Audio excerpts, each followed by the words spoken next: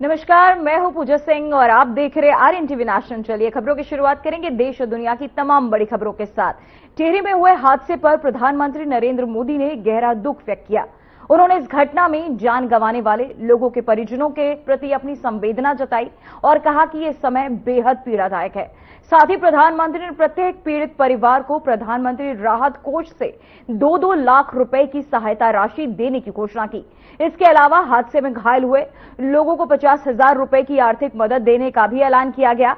वहीं सरकार ने कहा कि घायलों के इलाज और सहायता में किसी भी तरह की कमी नहीं आने दी जाएगी। प्रशासन को राहत और बचाव कार्य तेजी से पूरा करने के निर्देश दिए गए हैं।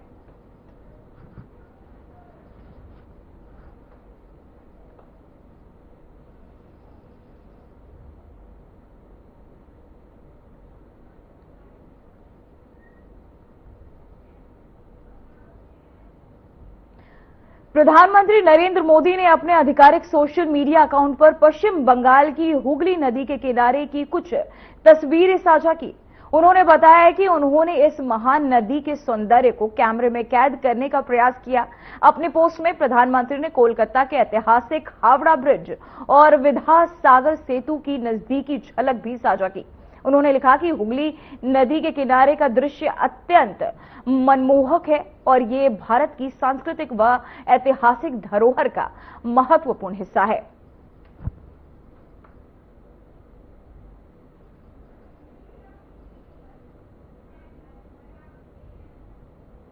तो वहीं महाराष्ट्र के पुणे में केंद्रीय वित्त मंत्री निर्मला सीतारमण ने भारतीय स्टेट बैंक के नए स्थानीय मुख्यालय का उद्घाटन किया। इस अवसर पर उन्होंने कहा कि बैंकिंग क्षेत्र में से देश की आर्थिक प्रगति में अहम भूमिका निभा रहा है और एसबीआई देश के विकास में महत्वपूर्ण योगदान दे रहा है। नए मुख्यालय के उद्घाटन से बैंकिंग सेवाएं और अधिक मजबूत होंगी तथा ग्राहकों को बेहतर सुविधाएं मिल सकेंगी। कार्यक्रम में बैंक के वरिष्ठ अधिकारी और कई गणमान्य लोग मौजूद रहे।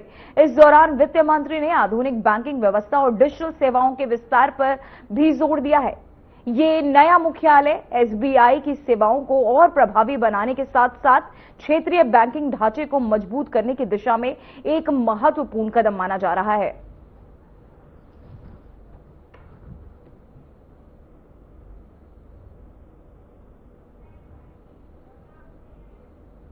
तो वहीं दिल्ली में पेट्रोलियम एवं प्राकृतिक गैस मंत्रालय की संयुक्त सचिव सुजाता शर्मा ने बताया कि यूरिया उर्वरक संयंत्रों के लिए आपूर्ति 95% तक बहाल कर दी गई है। उन्होंने कहा कि संकट निवारण योजना के तहत सरकार ने मांग और आपूर्ति का सक्रिय प्रबंधन किया। वहीं घरेलू रिफाइनरियों में एलपीजी उत्पादन बढ़ाने, कच्चे तेल और एलपीजी कार्गो सुरक्षित करने तथा विशेष निर्यात शुल्क जैसे कदम उठाए गए, जिससे घरेलू बाजार में किसी तरह की कमी नहीं आई। साथ ही उन्होंने इस दौरान क्या कुछ कहा, सुनिए जरा। यूरिया प्लांट्स के लिए, फर्टिलाइजर प्लांट्स के लिए हम आपको पहले भी बता चुके हैं कि उनकी यूरिया प्लांट्स के लिए सप्लाई 95% तक रेस्टोर की जा चुकी है। दूसरा क्वेश्चन आपने पूछा मिटिगेशन प्लान के लिए। मिटिगेशन प्लान, जैसा कि आप जानते हैं कि जब से ये क्राइसिस शुरू हुआ है तभी से मंत्रालय और सरकार एक्टिवली डिमांड सप्लाई मैनेजमेंट कर रही है। एक तरफ सप्लाईज को इंक्रीज करने की कोशिश की गई है, चाहे तो अगर एलपीजी को लें, डोमेस्टिक रिफाइनरीज के अंदर प्रोडक्शन इंक्रीज करने की बात हो। इसके अलावा जो सप्लाईज कार्गोज टाई अप करने की जरूरत है वो सभी किया गया है, चाहे वो क्रूड है, चाहे वो आपका एलपीजी है। इसके अलावा डोमेस्टिक सप्लाई को इंश्योर करने के लिए, मेंटेन करने के लिए जो special additional excise export levy है वो भी लगाई गई है। और इन सभी के माध्यम से सरकार ने इंश्योर किया है कि डोमेस्टिक मार्केट में प्रोडक्ट की कोई भी शॉर्टेज ना हो।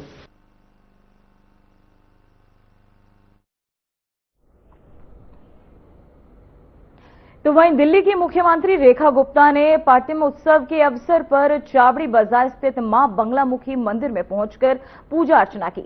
इस दौरान उन्होंने मंदिर में विधिवत दर्शन किए और धार्मिक अनुष्ठानों में भाग लिया।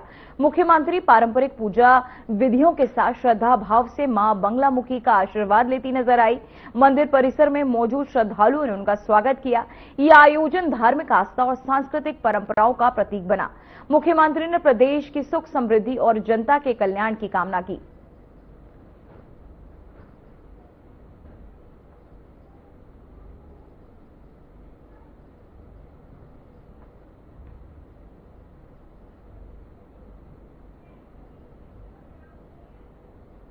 तो वहीं देहरादून में मुख्यमंत्री पुष्कर सिंह धामी ने मुख्यमंत्री आवास सभागार में हिमालय राज्यों के लिए समन्वय और नीति निर्माण परिषद की पहली बैठक आयोजित की। इस बैठक में पहाड़ी राज्यों से जुड़े महत्वपूर्ण मुद्दों पर चर्चाएं की गई। मुख्यमंत्री ने कहा कि हिमालय राज्यों की भौगोलिक परिस्थितियां अलग है, इसलिए उनके विकास के लिए विशेष नीतियों और बेहतर समन्वय की आपको बता दें जरूरत है, उन्होंने कहा। साथ ही उन्होंने बैठक में पर्यावरण संरक्षण, पर्यटन विकास, आपदा प्रबंधन और आधारभूत सुविधाओं को मजबूत करने जैसे विषयों पर भी विचार विमर्श हुआ। तो वहीं मुख्यमंत्री धामी ने राज्यों के बीच सहयोग बढ़ाने पर भी जोर दिया ताकि साझा चुनौतियों पर प्रभावी समाधान निकाला जा सके। इस परिषद की पहली बैठक को हिमालय राज्यों के विकास और नीति निर्माण की दिशा में एक महत्वपूर्ण कदम माना जा रहा है।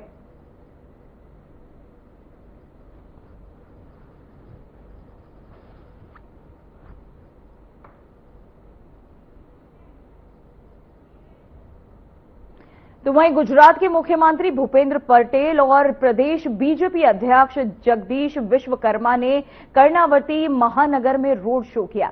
इस दौरान बड़ी संख्या में बीजेपी कार्यकर्ता और समर्थक मौजूद रहे। रोड शो के जरिए नेताओं ने जनता से संपर्क कर पार्टी के पक्ष में समर्थन मांगा। पूरे कार्यक्रम में उत्साह का माहौल देखने को मिला और बीजेपी नेताओं ने जनता का अभिवादन भी किया।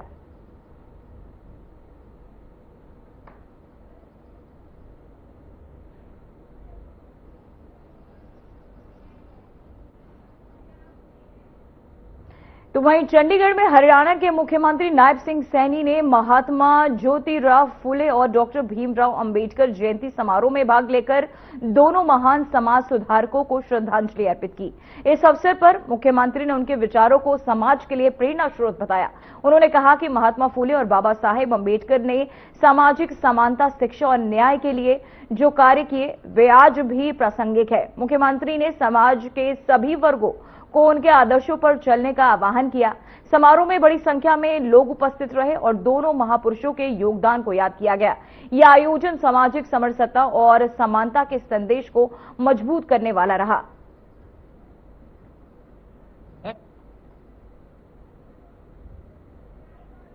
खड़ा हुआ था। साथियों, उन्होंने कहा था, महात्मा ज्योतिबा फुले ने कहा था कि शिक्षा वो शक्ति है।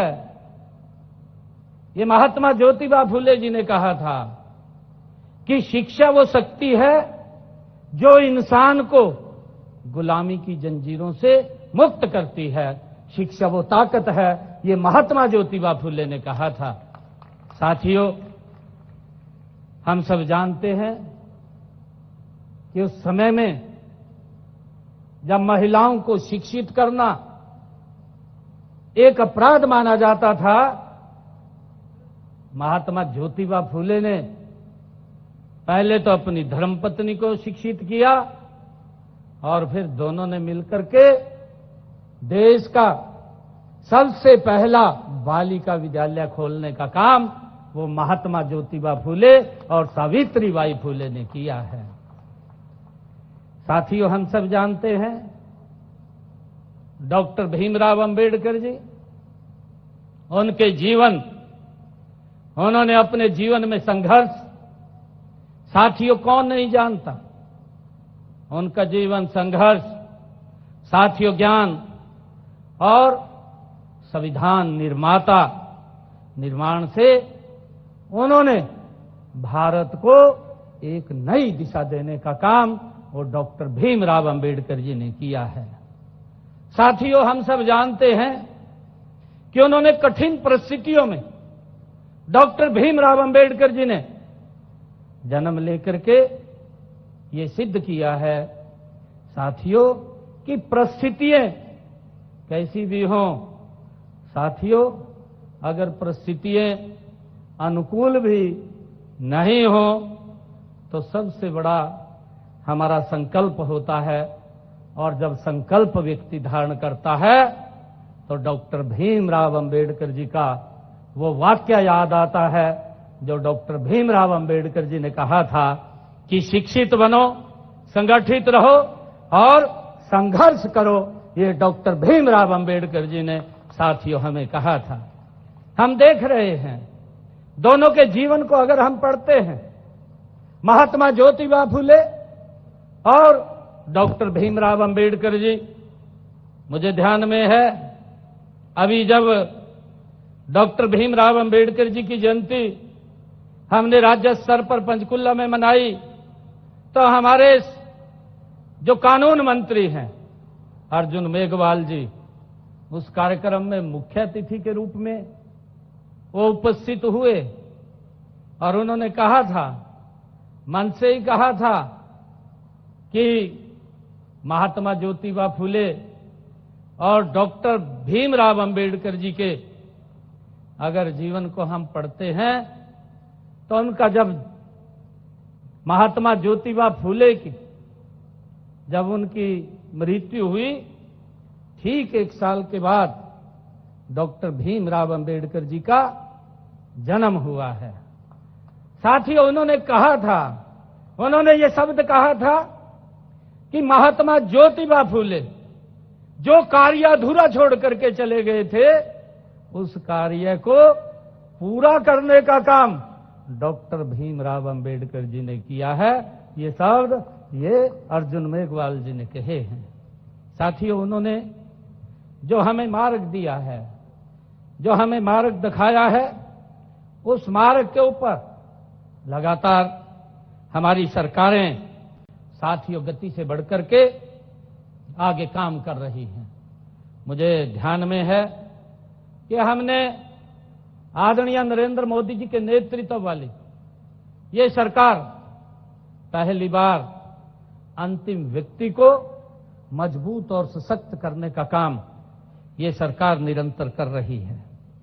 साथियों, मुझे ये कहते हुए कि कई लोग बात करते हैं, विरोध के लिए विरोध करते हैं, परंतु अपना विजन है, अपना विजन जो महात्मा ज्योतिबा फुले ने दिखाया, हमारा जो मार्ग है डॉक्टर भीमराव अंबेडकर जी ने दिखाया, हमारी ये दोनों सरकारें निरंतर साथियों उसको फॉलो करते हुए गति से आगे बढ़ रही हैं।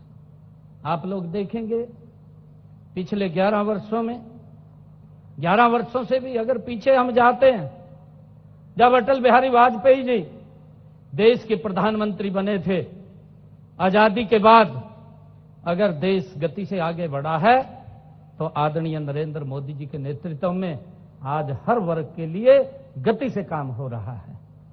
आज कोई भी योजना अगर बनी है, कोई भी अगर सुविधा मिली है, उस योजना सुविधा में बाबा साहिब की मूर्ति झलकती है। साथियों, इस प्रकार की योजनाएं ये हमारी सरकार निरंतर लोगों तक पहुंचाने का काम कर रही है। हम देखते हैं आदरणीय प्रधानमंत्री जी ने कहा कि हर सर के ऊपर साथियों छत होनी चाहिए। हर व्यक्ति का सपना होता है कि उसका अपना मकान हो। हमारे यहां तो हम देखते हैं पंजाब हरियाणा के अंदर, मैं पिछले दिनों मैं बिहार के अंदर गया, मेरी वहां ड्यूटी लगी, तो मैं एक पंचायत के अंदर जनप्रतिनिधियों से एक ब्लॉक में बात करनी थी। जब मैं सरपंचों से बात कर रहा था तो मैंने एक एक को पूछा, कितने मकान आपकी पंचायत में बने हैं? गरीब व्यक्ति को प्रधानमंत्री जी ने कितने मकान बना करके दिए हैं? साथियों, मुझे खुशी है कि एक भी सरपंच ने ये नहीं कहा। जब मैं उसका पूरा डाटा निकल करके आया, हर पंचायत के अंदर 700 से लेकर के 1000 तक मकान बना करके चाबियां सौंपने का काम ये नरेंद्र मोदी की सरकार ने किया है। साथियों, बाबा साहिब का वो सपना है जिसको पूरा करने का काम नरेंद्र मोदी जी कर रहे हैं। तो वहीं बड़ी खबर सामने आ रही है, जो आप सांसद राघव चड्ढा की प्रेस कॉन्फ्रेंस में आपको खून पसीने से सींचा। उन्होंने कहा कि मैंने आपको खून पसीने से सींचा, साथ ही आपको अपनी जवानी के 15 साल दिए। राघव चड्ढा का यह बयान सामने आया है, जहां उन्होंने कहा कि आप निजी फायदे के लिए काम कर रही है, आप आज भ्रष्ट लोगों के हाथों में है। राघव चड्ढा का ये बड़ा बयान जो है सामने आया इस प्रेस कॉन्फ्रेंस के दौरान, जहां आप अपने उद्देश्य से भटक गई है। पीएम मोदी के नेतृत्व पर भरोसा राघव चड्ढा ने जताया, जहां उन्होंने ये भी कहा कि मैं बीजेपी में जा रहा हूं। तो वहीं आपको बता दें, आम आदमी पार्टी के सांसद राघव चड्ढा ने एक प्रेस कॉन्फ्रेंस में पार्टी नेतृत्व पर गंभीर आरोप लगाते हुए बड़ा राजनीतिक बयान दिया है। उन्होंने कहा कि आपको अपने खून पसीने और जवानी के 15 साल उन्होंने दिए, लेकिन अब पार्टी अपने मूल उद्देश्य से भटक गई है। राघव चड्ढा ने आरोप लगाया कि आप अब निजी फायदे के लिए काम कर रही है और पार्टी भ्रष्ट लोगों के हाथों में चली गई। उन्होंने प्रधानमंत्री नरेंद्र मोदी के नेतृत्व पर भरोसा जताते हुए कहा कि वे भारतीय जनता पार्टी में शामिल होने जा रहे हैं। राघव के इस बयान से दिल्ली की राजनीति में हलचल तेज हो गई है और आपके भीतर बड़े राजनीतिक संकट के संकेत मिल रहे हैं।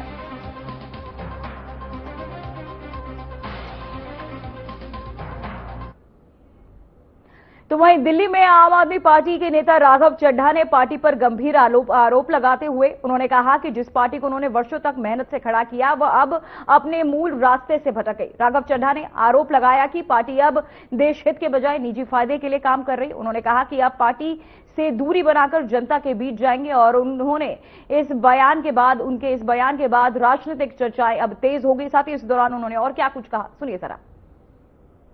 से भटक चुकी है और अब ये पार्टी देश के लिए नहीं, देश के हित के लिए नहीं, बल्कि अपने पर्सनल फायदे के लिए काम कर रही है। आप में से कई लोग पिछले कुछ सालों से मुझे ये कह भी रहे थे और मैं पर्सनली पिछले कुछ सालों से ये महसूस कर रहा था that I am the right man in the wrong party. I repeat, I am the right man in the wrong party. इसलिए आज हम ये अनाउंस करते हैं, मैं ये अनाउंस करता हूं कि मैं आम आदमी पार्टी से दूर जा रहा हूं और जनता के पास जा रहा हूं। पॉलिटिक्स में आने से पहले मैं एक प्रैक्टिसिंग चार्टर्ड अकाउंटेंट था। मंच पर बैठे मेरे साथी कोई साइंटिस्ट था, कोई एजुकेशनिस्ट था, और आज जो लोग आम आदमी पार्टी का दामन छोड़ रहे हैं, अलग हो रहे हैं, आम आदमी पार्टी से दूर हो रहे हैं, उनमें कोई वर्ल्ड क्लास क्रिकेटर रहा, कोई पद्मश्री रहे, कोई सोशल एक्टिविस्ट रहे, ये तमाम लोग अपना सब कुछ छोड़ छाड़ कर, सब कुछ न्योछावर कर कर एक करप्शन फ्री इंडिया का संकल्प लेकर आए थे और इस पार्टी को स्थापित किया था। मैं इस पार्टी का फाउंडिंग मेंबर था। मुझसे बेहतर आम आदमी पार्टी को शायद ही कोई जानता होगा। हम सब ने मिलकर पूरी कमिटमेंट और डेडिकेशन के साथ इस पार्टी को दिल्ली में स्थापित किया, पंजाब में स्थापित किया और देश के अन्य राज्यों तक पहुंचाने का प्रयास किया। लेकिन आज मैं बहुत दुख के साथ, बहुत पीड़ा के साथ और बहुत शर्म के साथ ये कह रहा हूं कि जो पार्टी करप्शन खत्म करने की कसम खाकर बनी थी, वो पार्टी आज करप्ट और कॉम्प्रोमाइज्ड लोगों के हाथ में बुरी तरीके से फंस चुकी है। और इसीलिए हर वो देशभक्त आदमी जो भारत मां की सेवा करने के लिए आम आदमी पार्टी से जुड़ा था, पार्टी छोड़ चुका है या वो आम आदमी पार्टी छोड़ रहा है एक एक करके। मैं सरल भाषा में कहूं तो हम अपना करियर बनाने के लिए राजनीति में नहीं आए थे। हम लोग अपना करियर छोड़ के देश के लिए राजनीति में आए थे और यदि देश के लिए काम इस पार्टी में नहीं हो पा रहा है, वो इसलिए क्योंकि अब आम आदमी पार्टी वो पुरानी वाली आम आदमी पार्टी नहीं रही। और पिछले कुछ सालों से आप लोग लगातार मुझसे पूछ रहे थे कि राघव जी, आप एक साल से पार्टी की गतिविधियों से अलग क्यों नजर आते हैं, पार्टी से किनारा क्यों कर लिया। तो वहीं जम्मू के मिरान साहिब इलाके में भारी पुलिस बल की मौजूदगी ने नशीले पदार्थों के एक तस्कर के घर पर प्रशासन ने बड़ी कार्यवाही की। सुरक्षा व्यवस्था के बीच तस्कर के मकान को ध्वस्त किया गया। प्रशासन की इस कार्यवाही से इलाके में हलचल मच गई है। अधिकारियों का कहना है कि नशा तस्करों के खिलाफ अभियान लगातार जारी रहेगा और ऐसे लोगों पर सख्त कार्यवाही की जाएगी।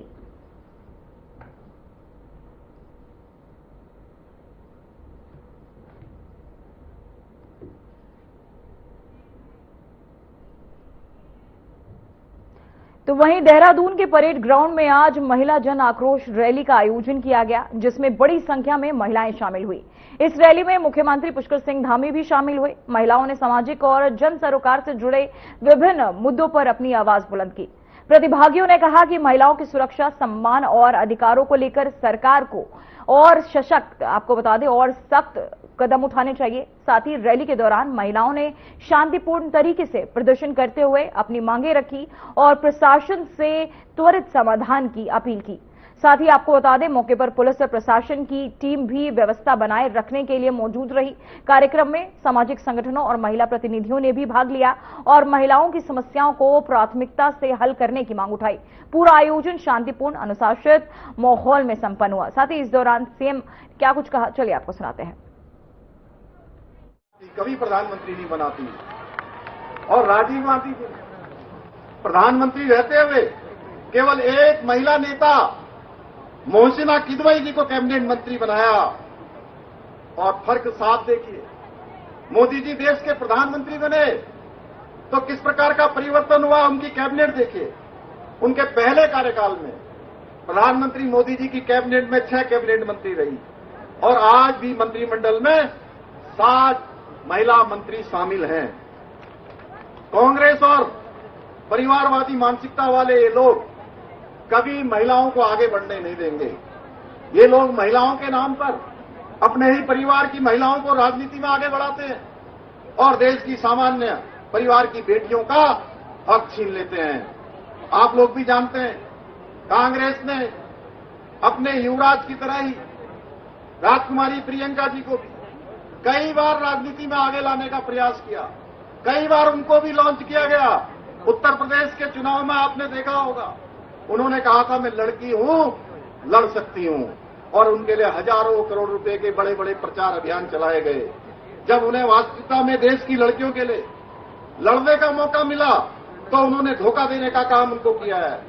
उनकी ये एंटी वुमेन पॉलिसी ये साफ दर्शाती है कि उनके लिए सिर्फ अपने परिवार की नारी ही महिला है और वो केवल अगर सोचते हैं तो केवल और केवल उनके सशक्तिकरण के लिए सोचते हैं। महिला सशक्तिकरण मानते ही नहीं है। आज प्रधानमंत्री मोदी जी के नेतृत्व में आदिवासी समाज की बेटी आदरणीय द्रौपदी मुर्मू जी देश के सर्वोच्च संवैधानिक पद पर पहुंचना हो, या आदरणीय निर्मला सीतारमण जी का वित्त मंत्री के रूप में लगातार भारत को आम बजट प्रस्तुत करना हो, वो इस बात का स्पष्ट प्रमाण है कि आदरणीय मोदी जी के नेतृत्व में महिला सशक्तिकरण अब केवल एक नारा नहीं है बल्कि हकीकत है। आज आदरणीय प्रधानमंत्री जी के मार्गदर्शन में हमारी राज्य सरकार भी मातृशक्ति के लिए समर्पित होकर काम कर रही है। हमारी राज्य सरकार ने जहां एक और नारी सशक्तिकरण, महिला सशक्तिकरण के लिए विधानसभा में फिलहाल देश और दुनिया की तमाम बड़ी खबरों में इतना ही। बने रहिए RNTV नेशनल के साथ। मुझे दीजिए इजाजत। नमस्कार।